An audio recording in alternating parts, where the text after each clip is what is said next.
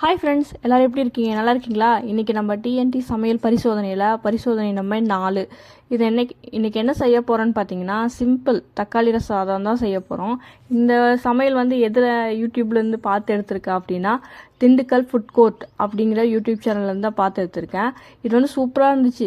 ஒன்றும் இல்லைங்க, எண்ணெய் ஊற்றி 2 ஏலக்காய், பட்டை, பிரிஞ்சி இலை இதெல்லாம் போட்டு நல்லா வணக்கி விட்டுட்டு, வெங்காயம், தக்காளி இதெல்லாம் போட்டு நல்லா வணக்கி இஞ்சி பூண்டு பேஸ்ட்டும் போட்டுறணும். இது காரத்துக்குன்னு பார்த்தீங்கன்னா வெறும் மிளகாத்தூள் மட்டும்தான், அப்புறம் கொஞ்சம் மஞ்சத்தூள், அப்புறம் அரிசி இதெல்லாம் போட்டு நல்லா கலந்து விட்டுக்கணும். ஆனால் அவங்க சொல்லாததும் இதில் நான் ஒன்று போட்டிருக்கேன். அது என்ன தெரிஞ்சதுன்னா கீழே கமெண்ட் பண்ணுங்கள்.